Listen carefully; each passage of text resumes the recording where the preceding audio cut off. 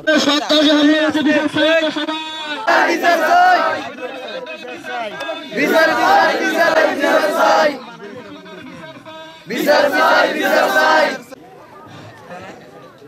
আমরা একটা দ্বীপসরের মধ্যে স্যার প্রায় 18-20 হাজার মানুষ আছি স্যার।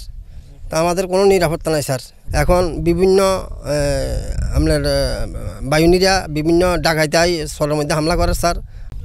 এই বিভিন্ন লাইনের অস্ত্র নিয়ে ডাকাতরা আমাদের উপরে হামলা করে, অনেক ডাকাত। এখন সরকারের এই সমস্ত ডাকাত যদি নির্মূল করে তাহলে আমরা নিরাপদে থাকতে পারবো, এটা সরকারের কাছে আমাদের আবেদন। আর ধর না, আমাদের এখানে 17-18 হাজার ভূমিহীন আছে, নাগরিক সুবিধা নাই, একটা সাইকেল সেন্টার নাই, একটা স্কুল নাই, ভালো একটা মাদ্রাসা নাই, আমরা অনেক অভাবে স্যার। আমরা এভাবে আর পারতেছি না স্যার। আমাদেরকে ভূমিহীনের উপর যদি এত অত্যাচার করে তাহলে ইয়ারা কি এর হইলো, নিরাপত্তা দেন হইলো।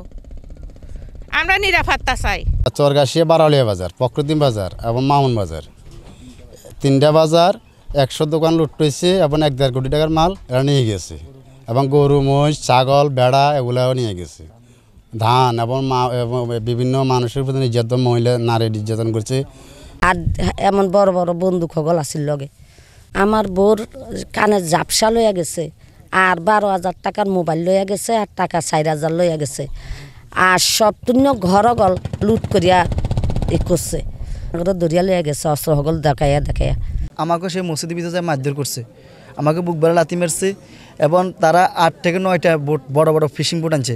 তার মসজিদের টাকা পর্যন্ত, মসজিদ 2 লক্ষ টাকার উপরে আসছিল, এগুলো সব নিয়ে গেছে, শুধু বাংতি টাকা আছে এখন।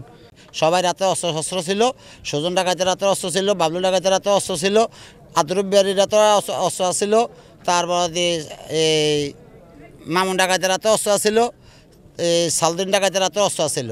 এরা সবাই এই বাজারগুলা সব কোবাই কাবাই লুটপাট করি আমাদের কাপড় সবার মধ্যে দোকানের সব মাল সামানা নিয়ে 10টা বোট খোঁজাই দিয়ে এখান থেকে নিয়ে গেছে। আমরা হচ্ছে টিম ছিলাম 5টা। আমাদের হাতিয়ার টিম ছিল আপনার রিভার সাইড কন্ট্রোল করার জন্য, আর মেন টিমে যারা গেছিল তারা ভোলা থেকে গেছিল, বুঝছেন। এখন ওইখানের মূল বিষয়গুলো যদি আপনি আমার থেকে জানতে চান তাহলে আমি আপনাকে 100-তে 100 দিতে পারবো না। আমরা তো ধরেন অপারেশন শেষ করার পরে তো আমরা এখানে এসে ধরেন একদিন ছিলাম আর কি, এর মধ্যে এরকম কোনো ঘটনা ঘটে নাই। বিষয়টা হচ্ছে কি, এখানে কোস্টগার্ডের লোকের থেকে হচ্ছে আপনার ওরা অতিরিক্ত চালাক। এখানে আপনাদের ওদের বাই সিকোয়েন্সে লোক সাজানো আছে, একটা অপারেশনে যাব তার আগে ইনফরমেশন লিক হয়ে যায়। প্রত্যেকটা সিকোয়েন্সে তাদের লোক সাজানো আছে। এই যে আমার লোকজনগুলো বেরোইছে, অলরেডি এসে মেসেজ চলে গেছে যে কোস্টগার্ড বের হয়েছে, কোথায় হিট করবে জানে না, তবে সবাই সতর্ক হয়ে যাবে। এটা কোনো কথা? এরকম ইনফরমেশন লিক হয়ে গেলে পরে কোনো অপারেশন সাকসেসফুল করা যাবে?